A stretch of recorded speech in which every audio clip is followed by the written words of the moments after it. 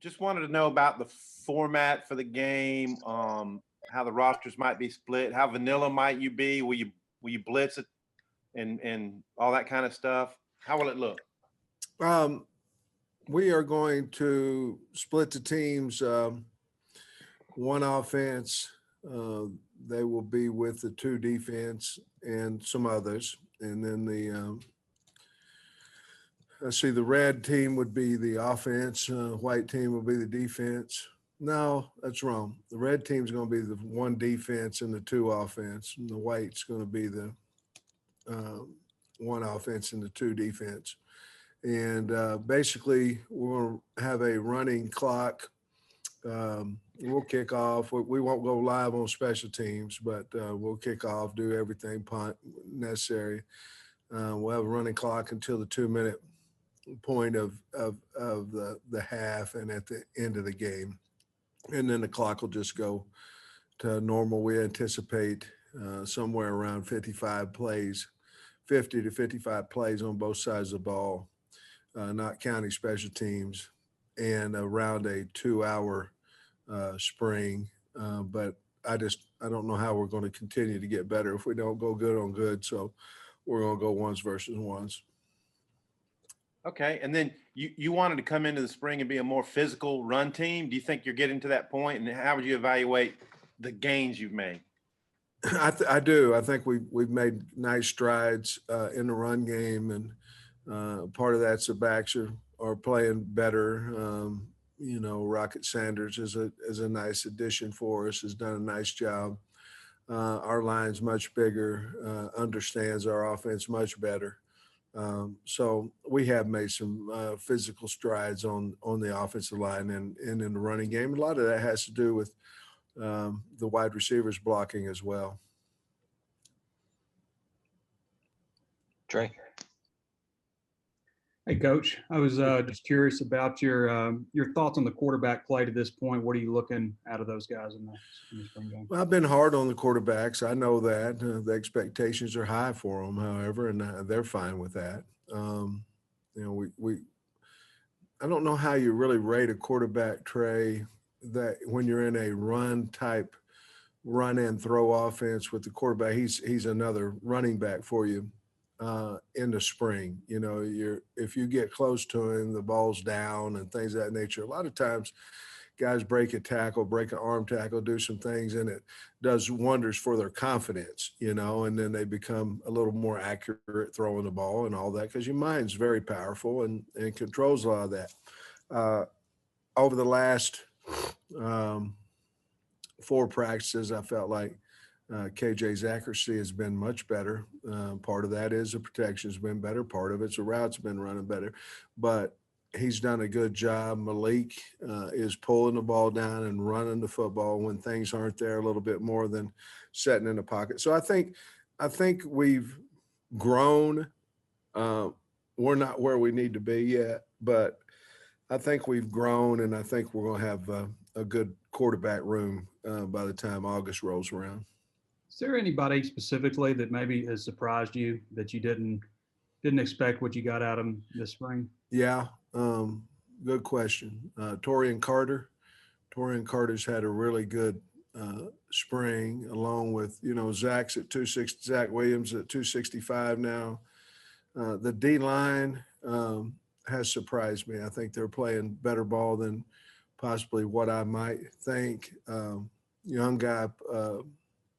Pooh Paul has come in and learned the offense, done a really nice job, and Jaden Johnson there at safety has surprised me with his ability to learn the defense and get where he's supposed to be, and with the physicality that he's playing with. Really, those are the guys that that come off of my head just quickly when you ask that question. Thanks. Well, Simeon Blair, we knew he was a player, but he's played really well. So that's been surprising it to obviously his leadership and physicality. Thanks, Coach. Nate. Well, since this is the last time you'll see him in pads until August, just how big a influence does this game have on kind of your summer depth chart as far as since it's the last time you evaluate them? I don't I don't really know how far this game will go. In other words, is it a 20% of spring ball? Do you put that much weight on it? Probably not. We are interested on seeing who plays a little bit better when there's people in the stands. Certainly we've tried to do that partially with our scrimmages, but I think, we'll see some things that we want to see and things that we don't on Saturday. But I don't know that it's going to weigh a whole lot more than what a normal padded practice would for us. And as far as availability, is there anybody that, you're counting on earlier in the week that won't be able to play this weekend? There's some guys that we're not quite sure. I don't know if Dalton Wagner's going to be healthy enough to play. He's starting at right tackle for us. I don't know if he'll be healthy enough. Tykees Crawford is another one there on the O-line that won't be able to play. Kyrie Johnson's got an ankle that possibly won't. Tyson Morris won't be able to play. Hayden Henry, we're going to hold him just like we have in every scrimmage that we've had. And then probably up in the air still is Rashod Stewart and Isaiah Nichols. I don't know that they'll play. If they do, it won't be any significant amount of reps. And by the way, that's a good time to ask about injuries in the spring, because in the fall, the answer will be crickets. Thanks. Dudley. Obviously, if things go right, the NCAA Council is going to approve recruiting on campus to get started back up. How exciting and how important is that going to be if that is the case? Very important. If you really look, it's very exciting. You look at last year and these guys making college decisions and never had an opportunity to step foot on campus for the most part is, if you really think about it, it's kind of crazy. But it was what it was. And I thought the NCAA did a nice job with allowing kids to, come on their own and see some, at least see the area, the downtown, things of that nature. Dormitories, whatever it might be. But, I love the setup of how the NCAA has, your 5 officials and things of that nature. These kids deserve, they've earned the scholarships. They deserve the right to go visit as many schools as they are interested in. And at the end of the day, be able to make an educated decision on where they want to spend their time. So very excited about it. We know June's going to be crazy. But if you really look back on it, Dudley, every June's crazy, so there might be a few more. Your days are still, I think, June 1 through June, how many days? 30. It'll be a little less than that, the 27th or whatever it may be. Days will be the same, there's just be more people. Are you also going to get to have camps and stuff? Sir? Get to have camps and stuff? As of right now, I don't know if they're voting on that today and tomorrow, but from what we understand, if everything passes that's going that direction, then basically our June will get back to the old calendar. Thanks. Ralph.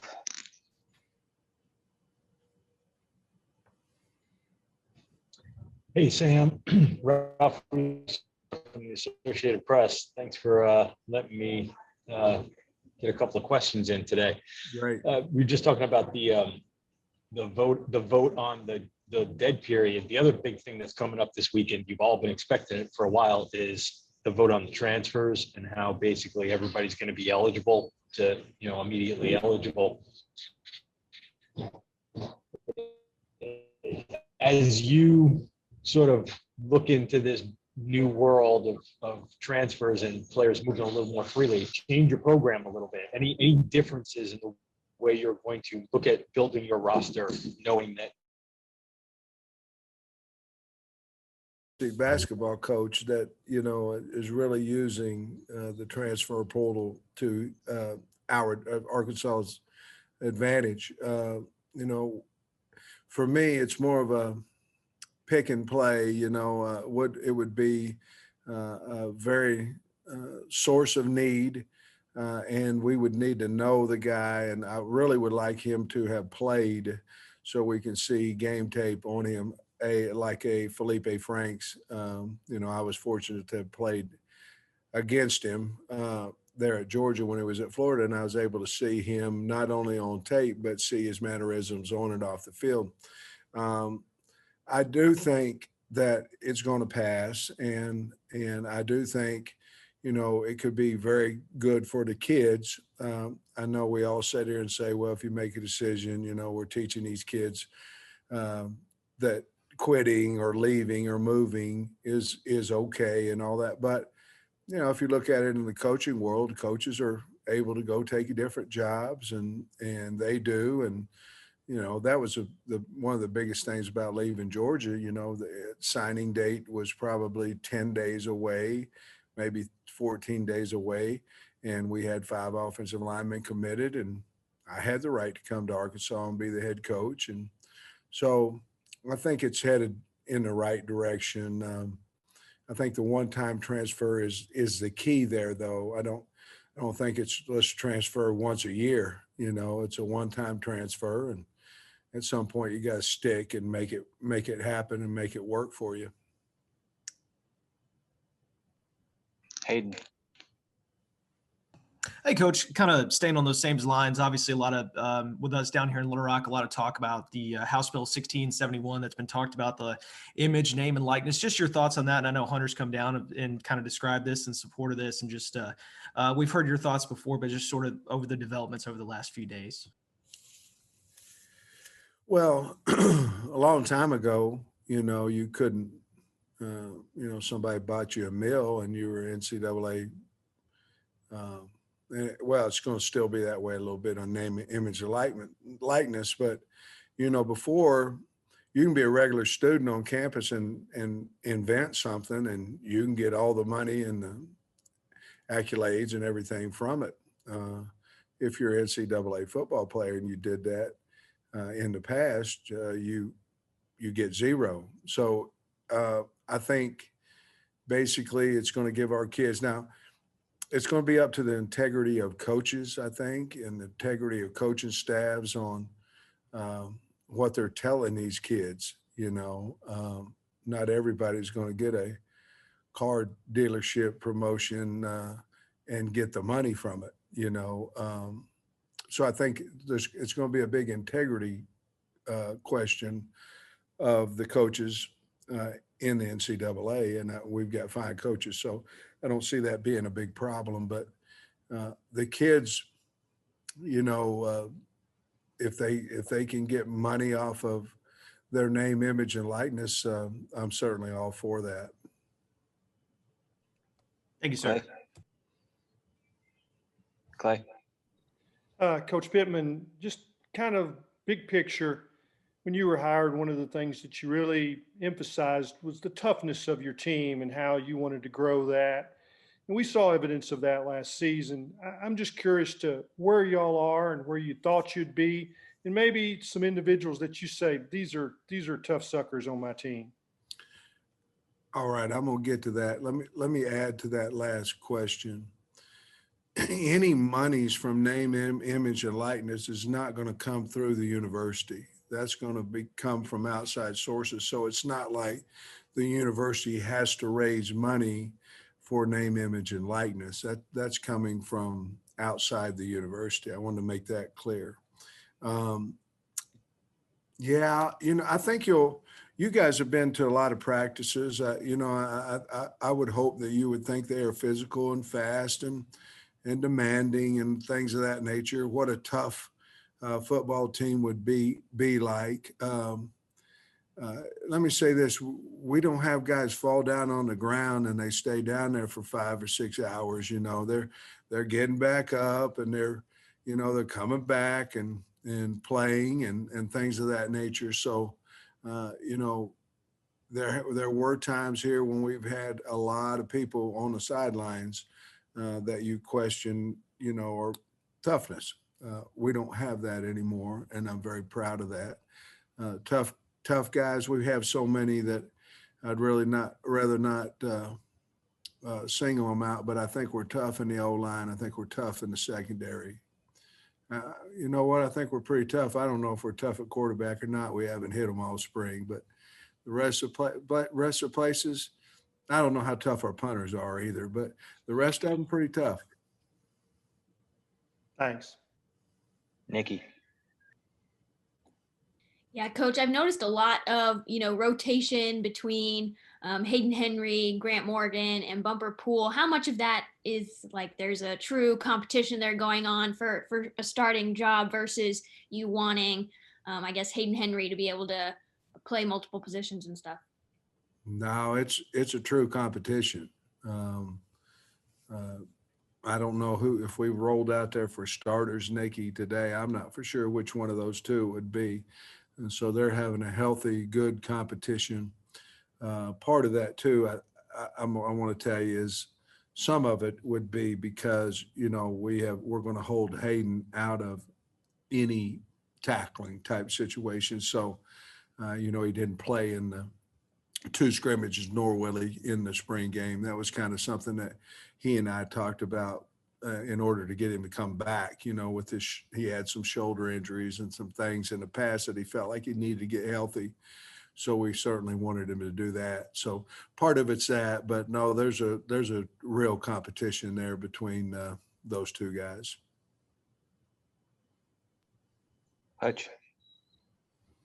Sam, one of y'all's points of emphasis going into the spring was generating more of a pass rush. How would you assess y'all's progress has been in that area?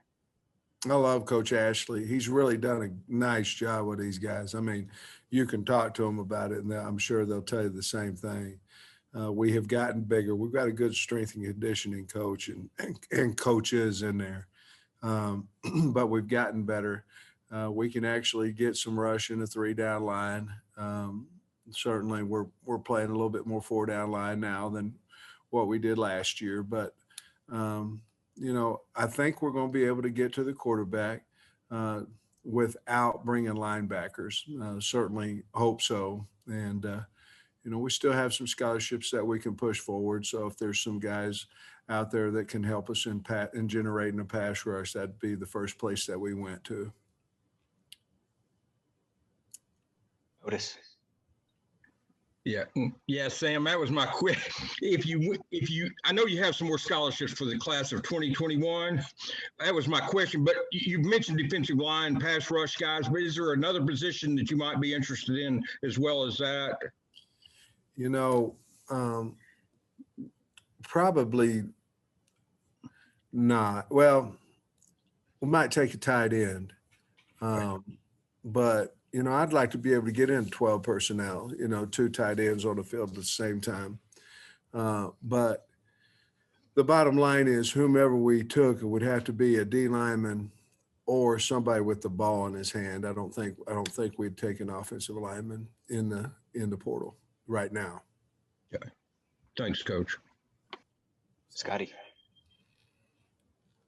Hey, Coach, you mentioned Rashod Stewart, I think after the second scrimmage a couple weekends ago. Could you expand on what you saw from him this spring, what he does well and how he might help you guys in the fall?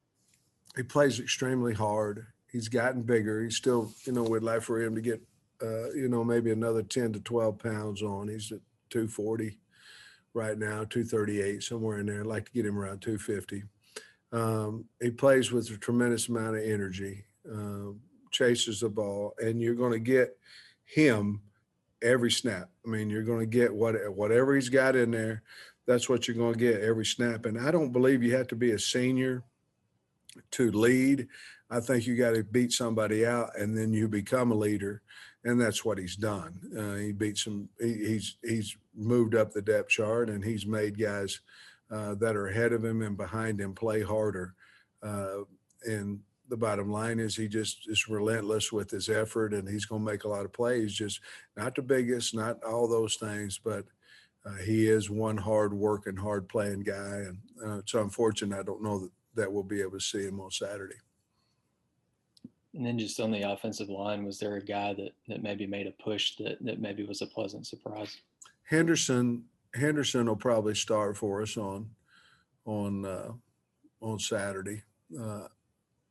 I don't know that that would be the case if Dalton wasn't beat up a little, if Wags wasn't beat up a little bit. But I like the progression that Henderson and St. John have made. You know, the other guy, Ty Clary's had a good, nice spring too, but I'm talking about the younger guys where St. John, Henderson, and then I think Jones has improved quite a little bit. Luke has this offseason as well. Got time for a few more. Bob? Yeah, Sam, I saw one of your former guys up here, Bray Cook, got the head coaching job at P-Riz. Just sounds like he's on the track of a young Sam Pittman. Just wondering what you think about Bray getting that job. Well, I hope he's on better track than I am or I was, but I'm really proud of him, proud for that he was able to get the head coaching job. I think he'll do an outstanding job. He's had several different employments, since he's been out of college. I certainly called a lot of different people for him when he was trying to interview for different jobs. So I'm proud of him. He'll do well. He knows how to treat people. He knows how to motivate. He knows football. So he'll do a really nice job. Okay, thanks.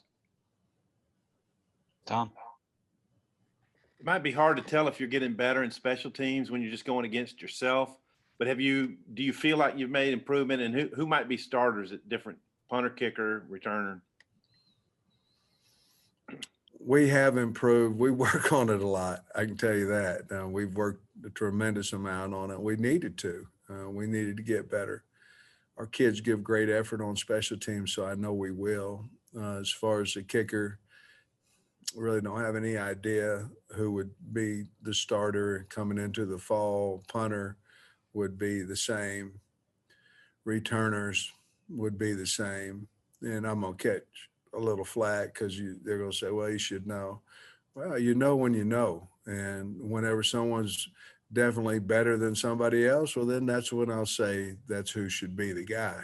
It's not like we're working nobody at any of those spots. We're working 3 guys at least at each one of those spots. And once we figure out who the best we have back there is whenever we'll roll them out there first.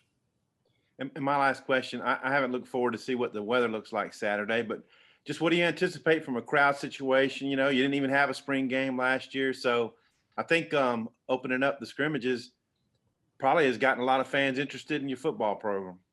I hope so. I'm going to guess around 15,000 probably, hopefully, that will be here. And the weather's going to be just about perfect for football. From what I understand, it's going to be about 55 or 57, 58, somewhere in that area.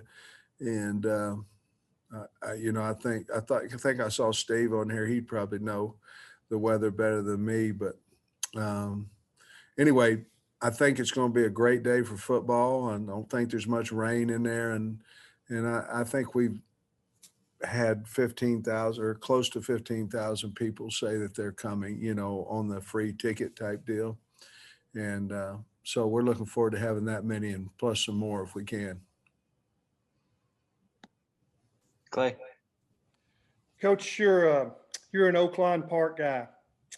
So I want you to handicap your team. Who'd win at 6 furlongs? Who's a mile 70 guy? And who's a mutter? Ooh, 6 furlongs is going to be probably Josh Oglesby. A little longer than that. I'm going to go with Burks. Traylon Burks, excuse me. And then long distance, man. I don't know, but Malik Hornsby might have a chance to win that 7 furlong race too. But let me look. Long distance, I'm going to go with I'm going to go 1 and 1A. They let you do that too. So I'm going to go with Brooks and Blair, and I'm going to put them as my 2 horses in that race. So how did you do with your handicapping? I bet. And then I think you're supposed to be able to take the ticket back and get money off of it, but I never really got too many of those opportunities. Thanks, Coach. Thank you. Hutch. Sam, you said that Henderson's probably going to start on Saturday at right tackle. If I remember right, last year you couldn't really move him to both sides, left and right. Is he getting more comfortable with that? Is things kind of slowing down for him in that regard? Yeah, I thought we heard him last year, actually, Andrew. I think you and I might have talked about that.